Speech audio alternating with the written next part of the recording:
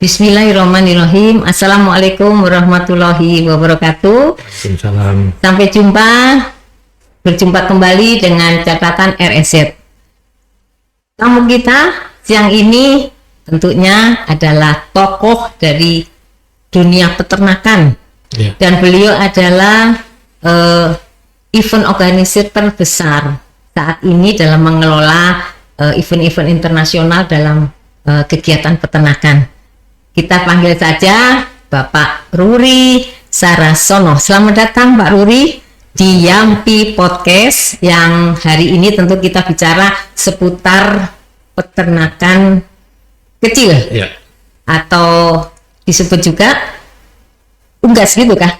Ataukah unggas, yang 90% peternakan ayam kecil ya diunggas. Diunggas ya. Ayam ras terutama. Terutama ayam ras. Nah, beliau lahir di Surabaya 4 April 1958 dan pendidikannya dari Fakultas Peternakan IPB dan melanjutkan ke Prasetya Mulia.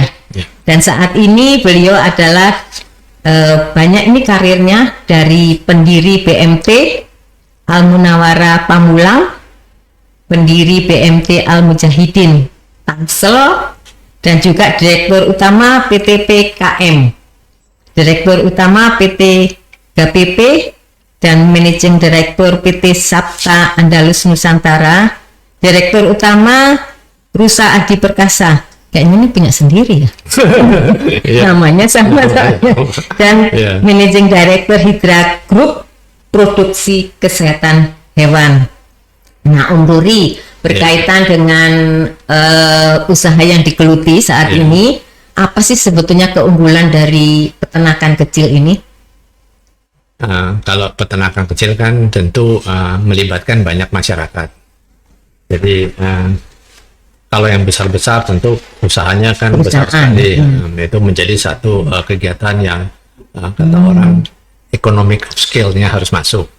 Nah, sementara ini kami lebih baik bergerak di teman-teman yang kelihatannya belum masuk ke perusahaan-perusahaan besar, tapi mereka ingin berusaha untuk mandiri.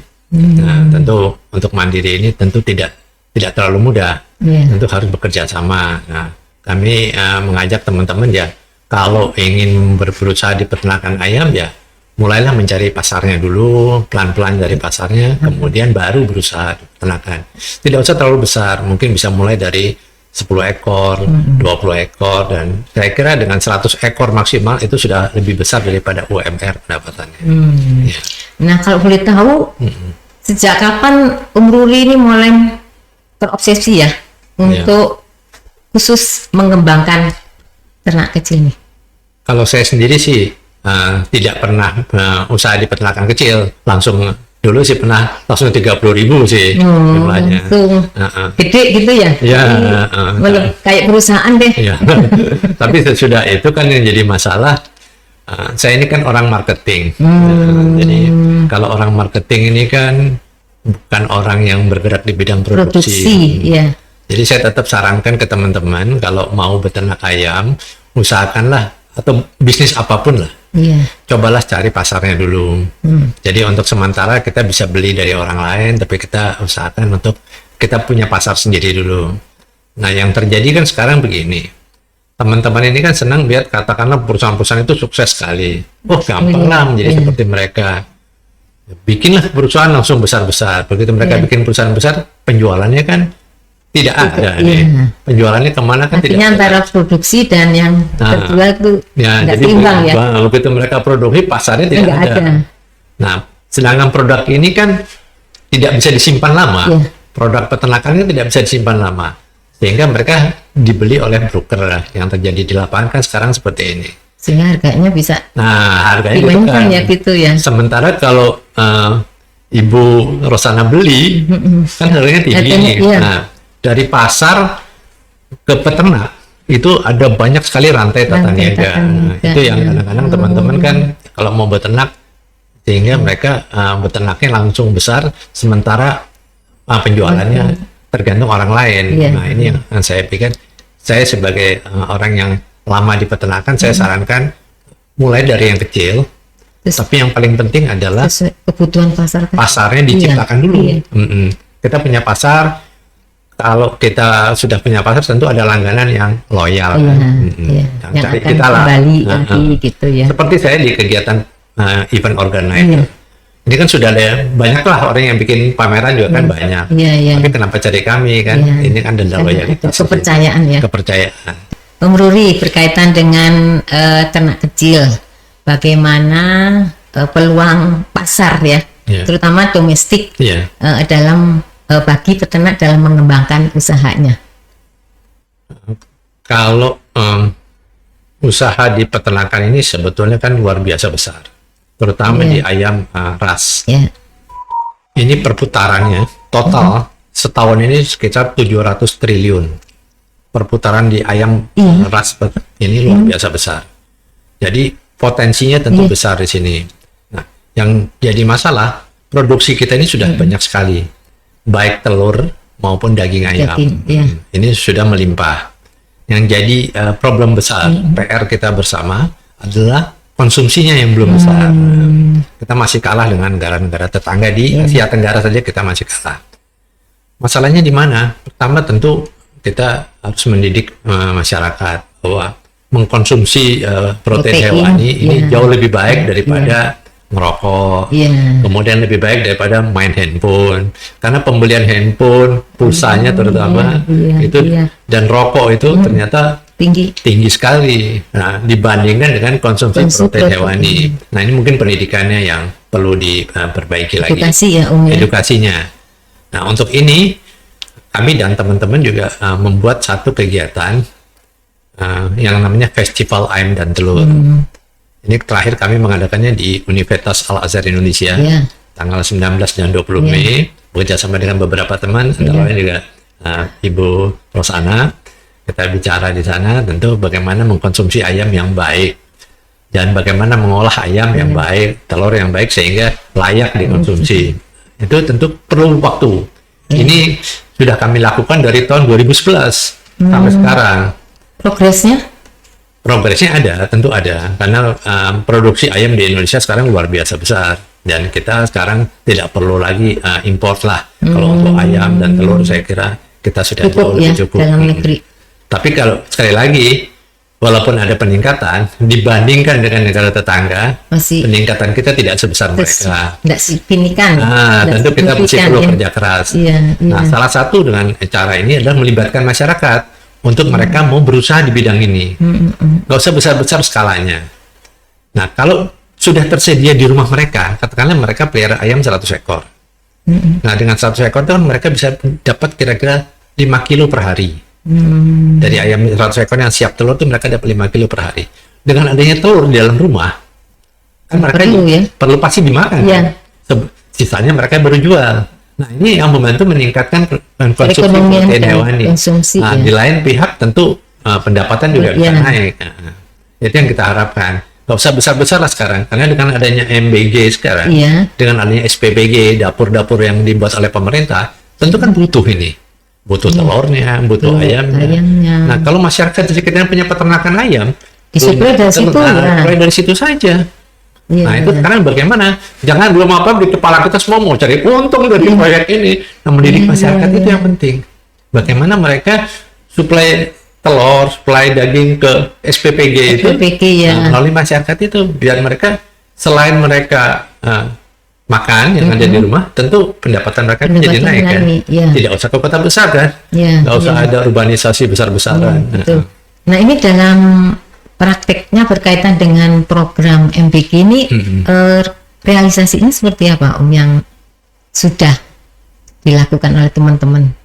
Sebagian sudah melakukan seperti itu, tapi tentu masih skala yang perusahaan-perusahaan Terbatas, besar, ya. Perusahaan-perusahaan besar belum melibatkan Oh, masyarakat. belum melibatkan yang punya masyarakat ini ya? Untuk dapat punya 100 Iya. ekor, Iya, tiap iya. masyarakat lah yang tidak radiusnya tidak jauh dari Dari lokasi itu ya? lokasi SPBG berada. Iya. Nanti masyarakat di sekitar itu kan, jangan yang di Jakarta tentunya, Iya. tentu yang di Sulawesi, tentu yang Yang di di Sumatera, daerah, ya. yang di Kalimantan.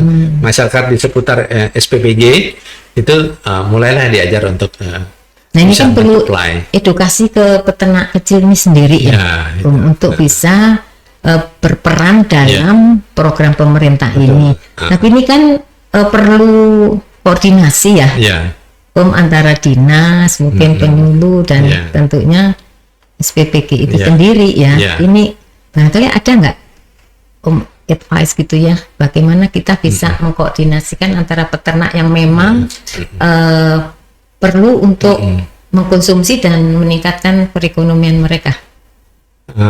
ya ini harus koordinasi. Iya, kan?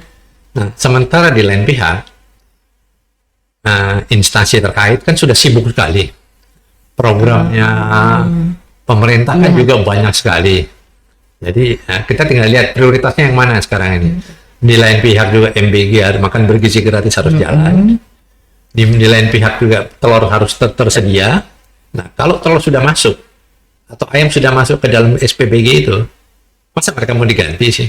Ya, Nah, harusnya sebelum SPBG itu berdiri, harus sudah diinventaris ya. masyarakat Mana yang sudah dibina. Ya. Karena kalau sudah ada SPBG dan kemudian suplai telur sudah ada, suplai daging ayam sudah ada, sudah nggak ada nggak pikiran perlu lagi untuk harus keluar daerah situ. nggak mikir mereka bagaimana membina ini, karena ngapain repot-repot membina. Iya, iya. Targetnya kan untuk dapur ini kalau nggak salah sekitar 30.000 unit SPPG di seluruh Indonesia ini 30.000. Yang ada kan sekarang baru sekitar 2.000-an. Jadi masih ada sekitar 20 ribuan lagi yang banyak. Ya, masih 20 Kalau ribuan. kalau menurut saya, saran saya sih Bu, sebelum dibuat SPBG itu masyarakatnya sudah dibina dulu. Sehingga pada waktu SPBG mendapat izin untuk beroperasi, Ini udah jalan. ini Iya. jalan. Sehingga terbukti bisa langsung ditampung Sehingga gitu ya. Ya. SPBG ini harus ngambil dari sekitar. Iya. Jangan sampai perusahaan-perusahaan besar yang sudah Udah mapan itu masuk mereka mau gitu. besar usahanya sendiri, Ya. mereka supply ke situ. Dan kalau itu sudah jalan, mereka sudah supply, kan nggak mungkin lagi ngurus yang sebelah ini. Iya, iya. Kan, supply udah ada. Ya, iya. Nggak usah. Nah, maksud saya sebelum yang 20 ribuan Yang itu, itu membentuk lah ya. masyarakat Itu ini dibina sebaiknya dulu. di Iya. ini dulu. Nah ini memang perlu ini ya, sekali lagi koordinasi. Baik sayurnya kan bukan Ya, telur aja kan. betul. Harus ada sayurnya. Itu ya kalau menurut saya sih untuk Iya, membina iya. masyarakat. Artinya itu secara nggak langsung kan selain visi mereka terpenuhi Iya. juga pendapatan mereka naik. jadi Betul. naik ya. Terus sekarang tantangannya bagaimana peternak kecil ini bisa ikut serta gitu ya. Menurut Ruri, tantangan peternak kecil sekarang untuk bisa mengembangkan usahanya itu tantangannya. Ini PR kita yang saya kira harus kita jalankan sama-sama. Bagaimana agar masyarakat ini lupa sama handphone dulu, lupa sama rokok dulu, karena konsumsi rokok sama handphone ini kan luar biasa. Sekarang semua orang pasti punya handphone, anak-anak pasti bangun tidur pegang handphone. Kemudian bapaknya ngerokok terus satu hari bisa 2 dus. Nah, bagaimana membina itu dulu sehingga mereka ini mulai makan telur. Kalau mereka sudah makan telur kan mereka makan ayam. Mereka kan sudah mulai cari kalau misalnya ini menguntungkan, kenapa saya nggak usaha ini? Menciptakan itu gimana? Nah, ini kerja bersama. Kalau menurut saya bikin pilot project dulu di daerah ini, pilot project kita bina masyarakat sehingga orang lain ikut-ikutan gitu. Om Ruri sebagai marketing. Saya orang marketing. Nah, 100% ya orang marketing. orang marketing tentunya ini kan peluang ya Om. Iya. Untuk bisa mencari, mengkoordinasikan, terus menjadi perantara antar produsen dan konsumen. Itu peran marketingnya Om Ruri di mana nih mainnya gitu? Zamannya gede-gede aja tuh Om. Jadi justru kehadiran Om Ruri sebagai marketing itu justru memudahkan para peternak ini untuk bisa memproduksi, memasarkan dan sebagainya. Di mana peran Om Ruri ini untuk peternak kecil loh? Kalau yang gede ya percayalah. Kalau yang namanya marketing itu kan butuh jaringan. Siapapun yang tadinya kecil kan bisa besar, yang besar bisa kecil. Itu kan dunia kan begitu. Yang tadinya itu nggak ada artinya, tapi suatu ketika dia bisa besar. Yang besar suatu ketika juga bisa kecil. Nah ini tentu kita punya seperti itu di daerah Jawa Tengah, di daerah Jawa Timur, di daerah Jawa Barat, Priangan Timur.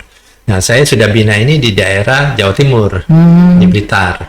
Iya. Sebetulnya sih, kalau memang niat ya, Iya. kalau niat, kan bagaimanapun saya bisa bantu jual telurnya, Iya. saya bisa bantu jual ayamnya, apalagi dengan adanya MBG sekarang, Iya. SPBG sekarang, kan mereka butuh telur, butuh daging. Nah, kalau mereka punya kelebihan kan saya bisa bantu. Iya, Nah, iya.